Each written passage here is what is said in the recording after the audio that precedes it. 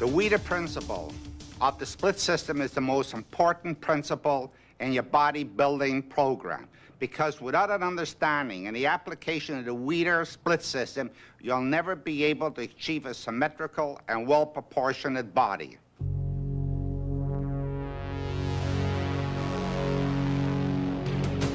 There are hundreds of thousands, even millions of people, men and women, working out in gyms around the world, but very few of them look like bodybuilders. Why? Well, certainly genetics has something to do with it. Some people are just more physically talented than others when it comes to building muscle. But another reason is simply this: to look like a bodybuilder, you need to train like a bodybuilder. Simply lifting weights without an understanding of what kind of program you need to achieve your goals just doesn't work. If just lifting heavy and working hard were all it took, then a ditch digger or construction worker would end up winning the Mr. Olympia contest.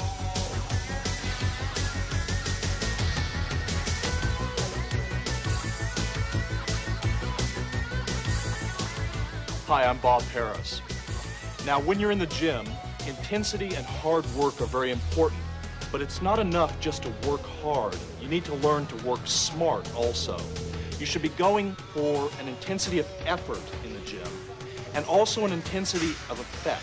The exercises that you're doing should have the most maximized effect on the muscles themselves. It's not just enough to push the weight. You have to know how the body part is actually working to have the most effective outcome of the exercise. When we look at the sport of bodybuilding, it's very similar to other sports. If you want to become a great runner, you run. If you want to become a great cyclist, you ride a bicycle.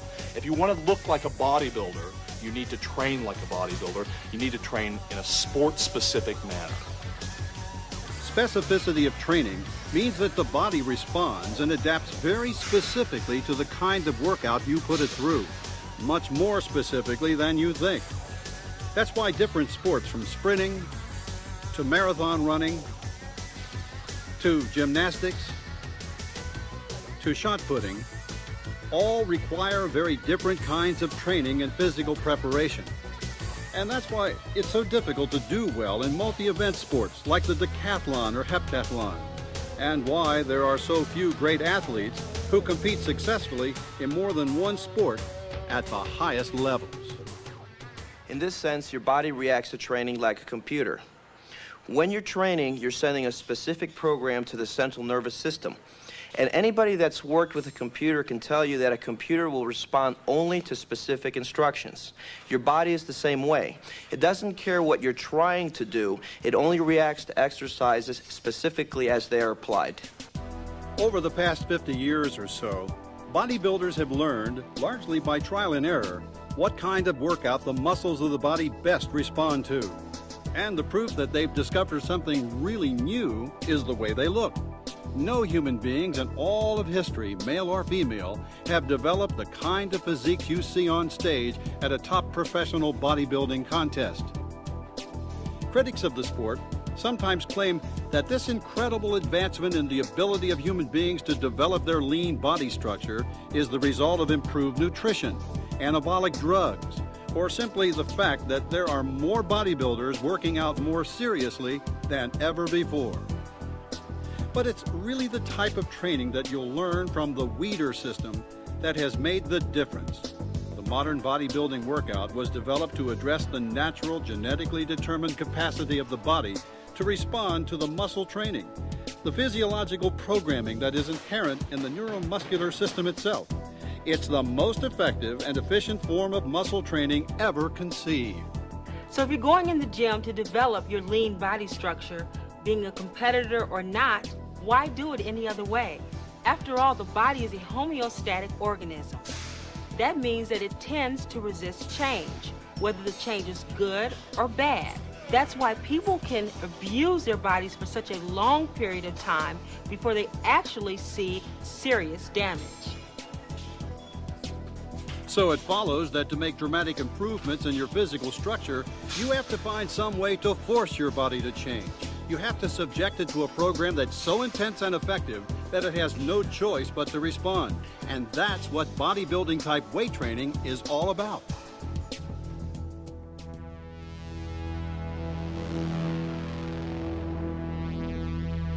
basis of any kind of weight training is the principle of progressive resistance.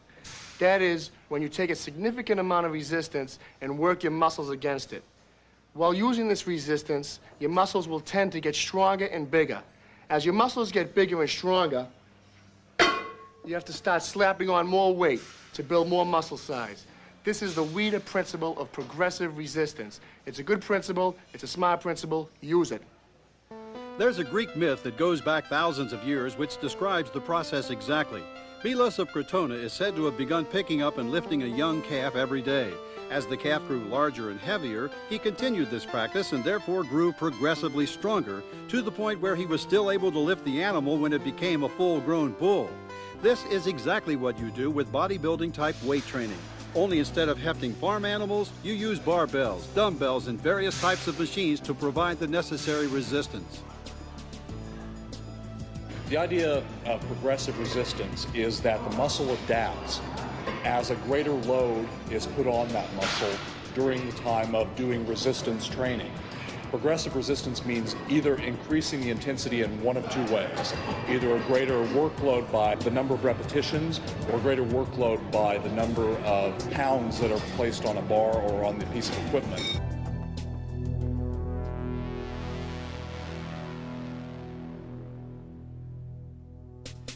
We have muscles because we live in a gravity well. Our muscles allow us to overcome the force of gravity and move around the surface of the planet. In addition to gravity, muscles also adapt to the kinds of loads we subject them to. For example, if you have a 10 horsepower motor and you subject it to a 12 horsepower load, it'll burn out. However, subject the equivalent 10 horsepower muscle to a 12 horsepower load and you eventually get a 12 horsepower muscle. The key to progress in bodybuilding is to overload the muscle. Just enough to cause it to grow, but not enough to cause injury, and to continue to increase the amount of load on a regular basis as the muscle gets bigger and stronger.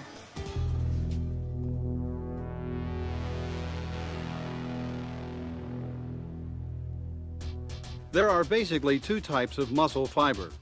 Red, aerobic fiber, is long-distance endurance fiber, capable of contracting over and over for long periods of time.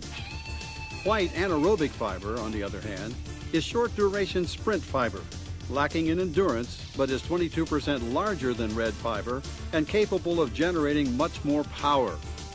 Everybody has some of both types of fiber in their bodies, although the amount of fibers and the distribution of fiber types in various muscles of the body varies tremendously from individual to individual. And it's the kind of fiber that predominates in the body that largely determines what kind of performance that body is best suited for. Just think of the difference between a muscular sprinter and a lean endurance runner. Both types of fiber can be made bigger and stronger or hypertrophied by weight training, and top bodybuilders seem to need a mixture of both fiber types in order to be successful.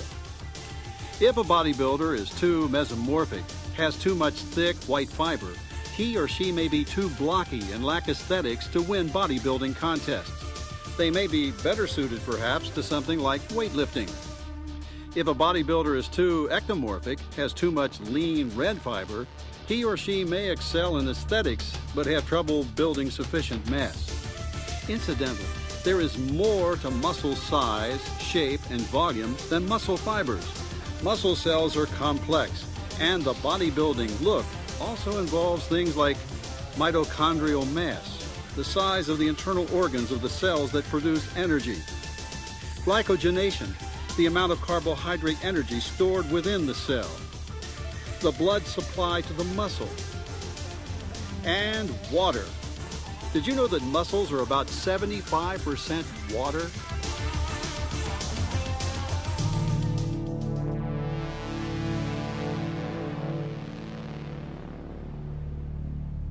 The basic unit in bodybuilding training is the repetition. Now, a repetition is made up of two key points. It's basically going to be the full extension of the muscle when the muscle is fully stretched out, and the full contraction of the muscle when the muscle is bunched up and is pulled together and shortened. So a repetition is going to be going back and forth between that extension and that contraction on every single body part. Now, repetitions combined together constitute a set. So a set, let's say in your workout, you are supposed to do a set of 12 repetitions. What you would be doing is 12 times in a row, be going from this contraction position to the extension position, back and forth until you get to 12. And that would constitute a set of the exercise. A basic set in bodybuilding usually consists of 8 to 12 repetitions. Why this number? Trial and error experience and some independent scientific research has shown that the muscle tends to grow best when subjected to about 70 to 75% of its 1 rep maximum strength, the maximum amount of weight the muscles can lift in that exercise one time. And when you do as many sets as you can with this amount of weight, you end up doing somewhere from 8 to 12 reps. Therefore, as you begin bodybuilding training with the Weider system, pick a weight for any exercise that lets you do at least 8 repetitions, but not so light you can do more than 12. An exercise consists of a group of sets. This too can vary, but generally the Weider system recommends from 3 to 5 sets of any exercise and from 12 to 16 sets for any body part, with a few less for some body parts and certain kinds of training, and a few more for others.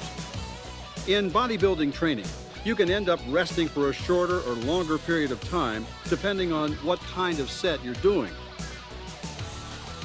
For mass training, for example, in tape 7, you rest for several minutes. Using certain intensity techniques in tape 9, you may not rest at all between sets. But for the purposes of getting started with the Weider system workouts, you should rest from 30 to 60 seconds between sets. Or if you're training with a workout partner, do your set, rest while your partner does their set, then jump back in and do your next set.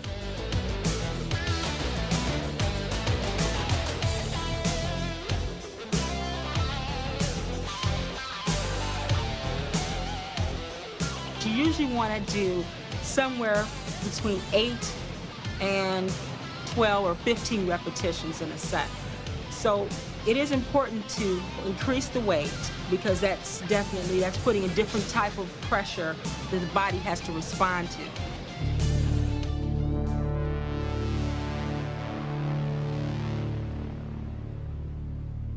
In the early days of the sport, bodybuilders trained like weightlifters, training the whole body 3 times per week.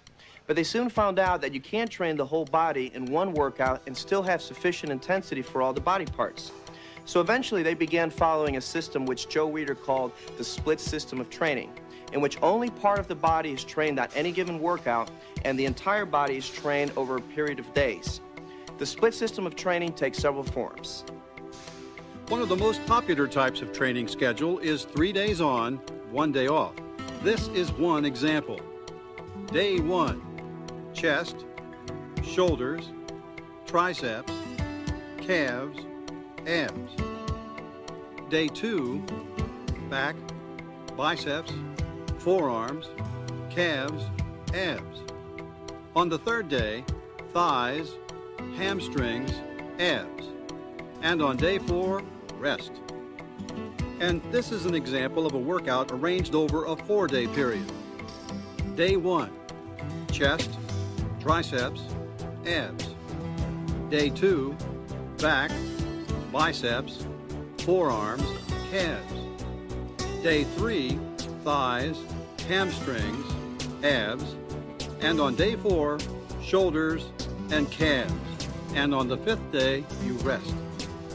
Now, of course, you're not a machine, so you want to make sure you get plenty of rest.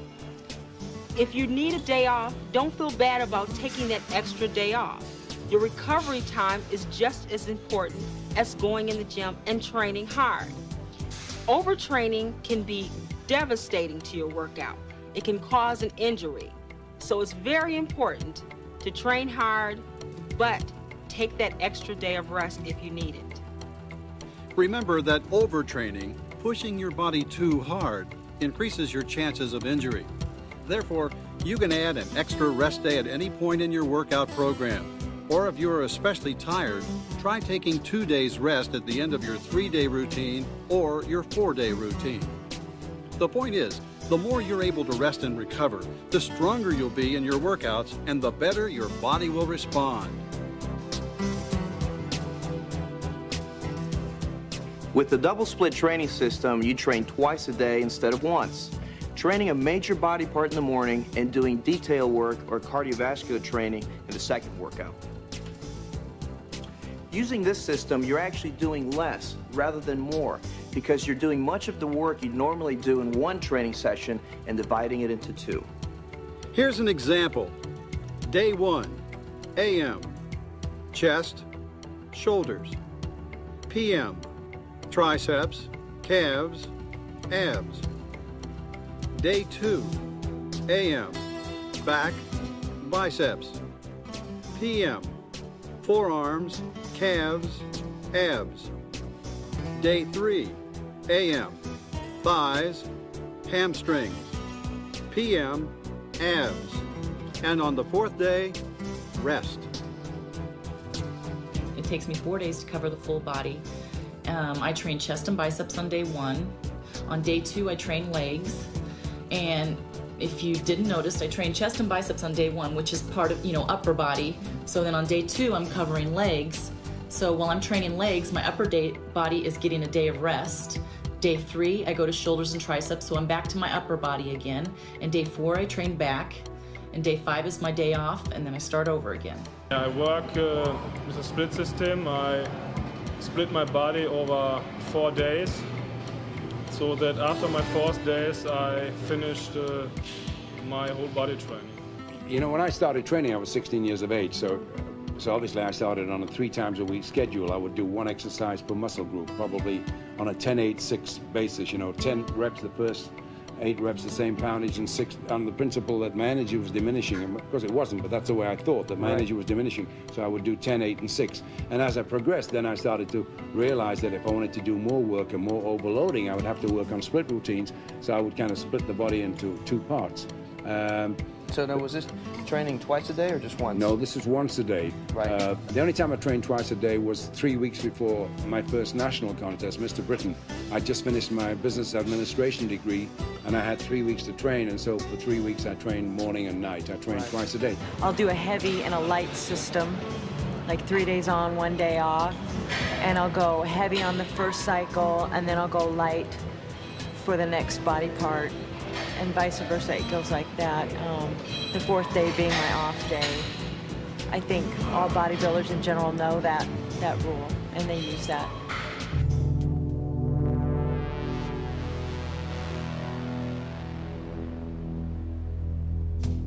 You hear all sorts of theories about how to train for cuts and definition, or train for tone rather than building. Most of these ideas don't really conform to how the body actually works. However, you can get different responses from the body depending on which muscles you're training, how many muscles you're training in one exercise, what kind of exercises you do, what kind of equipment you use,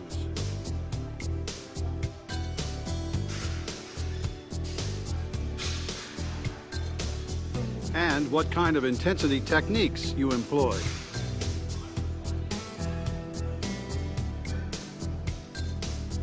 In general, you build mass most effectively by doing 2-joint exercises. Exercises that involve the movement of 2 joints rather than 1. Doing exercises that use a lot of muscles rather than working smaller areas in isolation. Training with free weights, barbells, and dumbbells rather than machines or cables.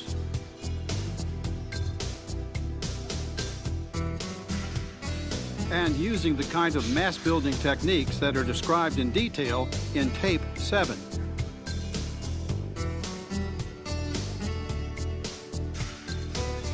Quality training for things like definition, separation between muscles, and the development of the small muscles generally results from doing 1-joint exercises.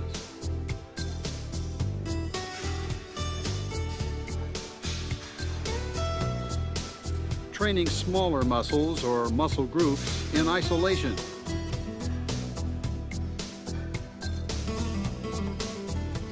Using a variety of free weights, machines, and cables.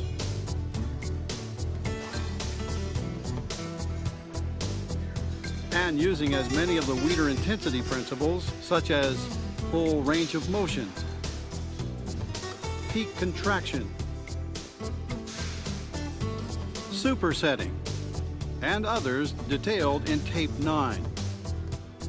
And when you combine effective mass training with quality training based on the Weider intensity principles, the result is a complete and balanced bodybuilding physique.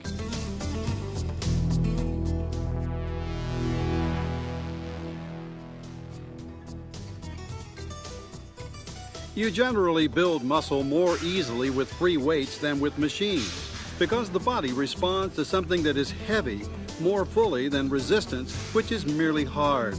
In fact, our bodies have evolved over millions of years to recognize and deal with weight. But little in our evolutionary history has prepared the body for pushing a resistance that slides back and forth along a track or rotates on a cam.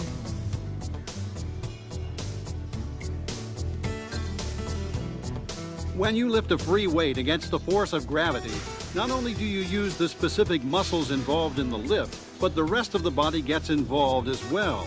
The joints have to work to balance and control the weight, and the various stabilizer muscles associated with the joint come under stress as well. When you exercise with many machines, there's no need to stabilize, no need for the ligaments of the joints to adapt, and you tend to work only the muscle involved in that specific movement, not the associated stabilizer muscles. This results in much less adaptation and in fact can be dangerous because you've developed certain muscles in a group out of proportion to the others. So when it comes to basic mass and strength development, free weights are far superior. I myself am a firm believer in free weights, heavy free weights for building mass. Lower repetitions, not too low, where you're just going to pump out 4 or 5 and then just drop the weight. You want heavy weights and good repetitions, good muscle control, and plenty of protein to build that mass with.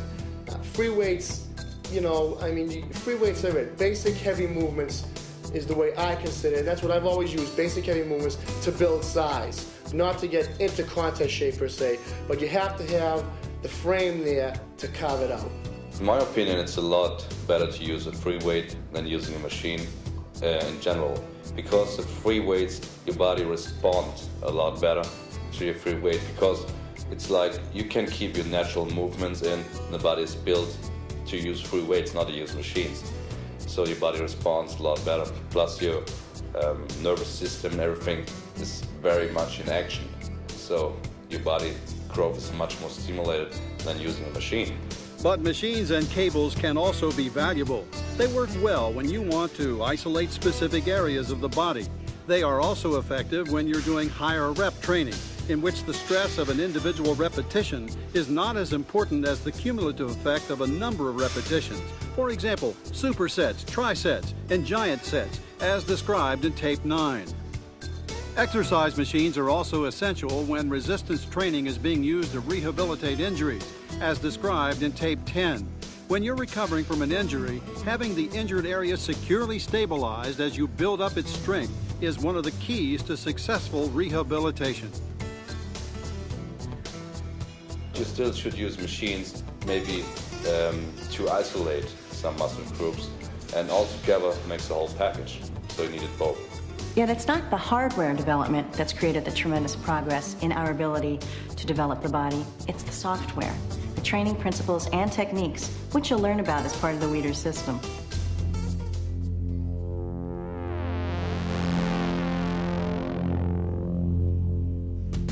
Later tapes will deal with all sorts of advanced Weider intensity principles, but there are certain basic principles that you should learn and employ right from the beginning. The first is full range of motion. During each of your exercises, you need to go from the full extension of the muscle to the full contraction and back. Don't settle for working in a partial range of motion. At the top of the movement, try pausing and squeezing the muscle a little harder to obtain a full peak contraction. Second, control the weight. Never throw a weight around. Don't get careless. Just learn to concentrate and keep total control of the weight in every rep of every set. Third, no cheating. Cheating in weight training refers to using extra muscles or techniques like swinging the weight up using inertia to help perform the lift. Instead, lift and lower the weight using the specific muscles involved in that lift, with no help from other muscles and no cheating. I don't cheat. I don't use cheating principles. Sometimes I will when I'm weaker and I'm dieting and I'm not feeling really energy. I'll need to cheat a little bit because I don't have a trainer or someone that helps me. Fourth, continuous tension. When you lift or lower a weight, you should feel your muscles working smoothly throughout the whole range of motion. This means not only lifting the weight under control to a position of peak contraction, but lowering the weight under control as well, rather than letting it drop. Throughout the movement, you keep the tension on that body part, so you never really lock out, because a lot of times when you lock out, you know, you could stay in that position for quite some time. There's no pain there. So what you want to do is keep the tension on that body part. Fifth, keeping the mind in the muscle. Remember, you're training muscles, not lifting weights. Don't think about the weight, think about the muscle and what it's doing. It's very important to mentally prepare yourself before going to a gym for a workout. If you're going to a gym to fraternize, then I wouldn't worry about mentally preparing yourself. But when you go to a gym to work out, which is what you should be doing, you have to concentrate, especially on the muscle that you're working. There's a mind-muscle link there where your body is going to react the way your mind feels. If you feel up for a workout, then you're going to get a great workout. If you feel lackadaisical and you don't really want to go to the gym, then there's no way you're going to get a good workout. So mentally preparing for a workout is just as important as stretching or anything else you would do to get ready. And finally, training to failure. Failure in a bodybuilding set is not the same as exhaustion. It means you've gotten to the point where you can't do one more rep with that particular weight in that set.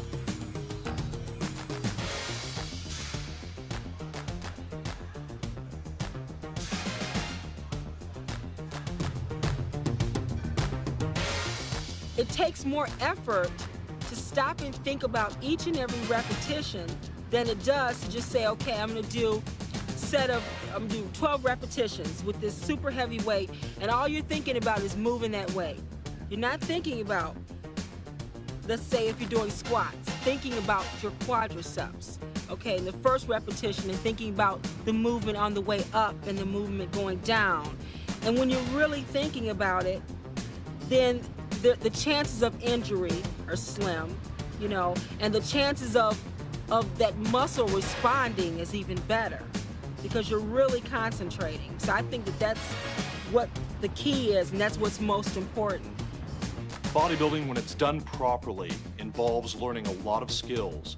So it's going to pay for your success to learn those skills properly from the very beginning. Here is a summation of the basic principles and training methods you've learned about in this tape. Train smart as well as hard. Bodybuilding type weight training is a very specific and intense method of changing the basic muscle structure of the body. And the key to success in bodybuilding training is utilizing all of the Weider training principles. Utilize the progressive resistance training principle. To make your muscles grow bigger and stronger, you have to contract them against the appropriate amount of weight. But as they adapt and begin to grow, that weight becomes too light to cause continued adaptation and the muscles stop responding.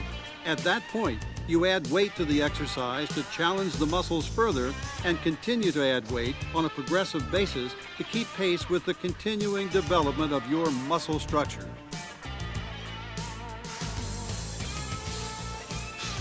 Do from 8 to 12 repetitions in most of your sets. Bodybuilders aren't weightlifters and shouldn't use a weight that allows them to do too few sets. They aren't endurance athletes either and shouldn't do very high repetitions in most of their training. Bodybuilders have learned that a muscle responds best to an amount of resistance equal to about 70 to 75% of its 1 rep maximum strength. Using this amount of weight generally allows you to do from 8 to 12 reps in any given set. Do from 3 to 5 sets per exercise, 12 to 16 sets per body part. Too few sets and the muscles may get big but will lack detail. Too many sets will limit the amount of size and strength you can achieve and increase your risk of injury through overtraining.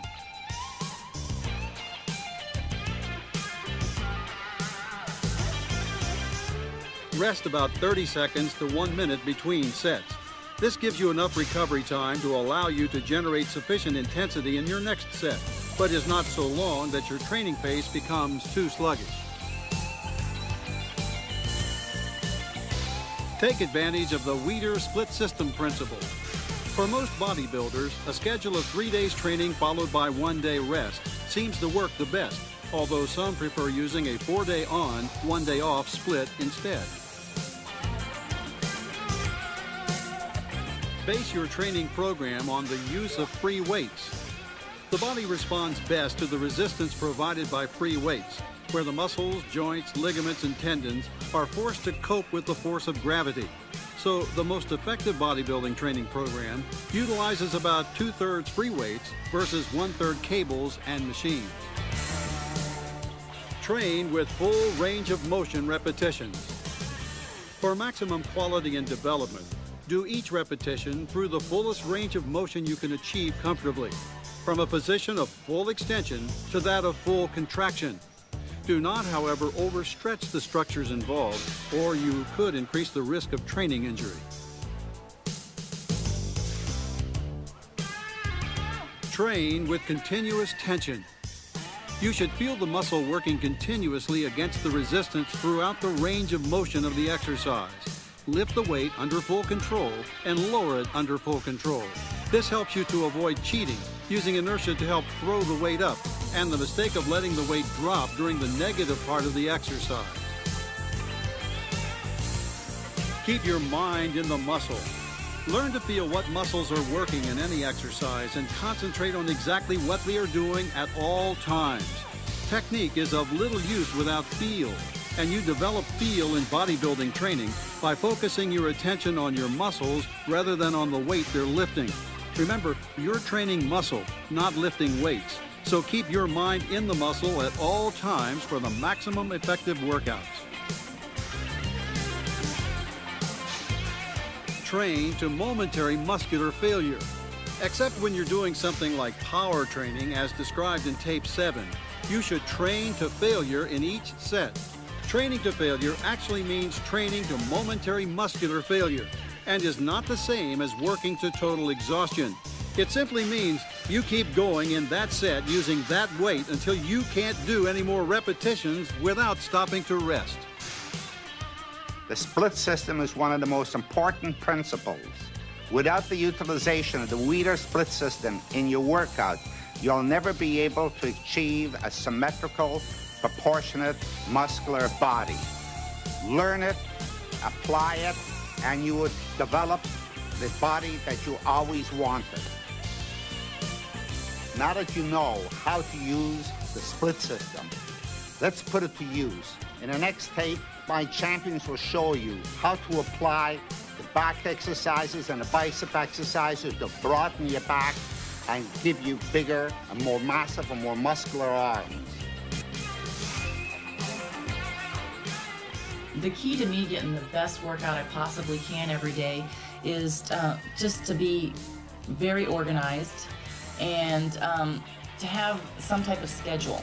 You know, I can't go in one morning at 7 o'clock in the morning and the next day at 5 o'clock at night. I like to train at the same time every day, and I like to eat like 2 hours before I train, and my schedule has to be very organized in order for me to get the best workout possible. I've developed my physique to the point to where I'm happy with it, you know, with the size and everything, and I don't want to overpower anything.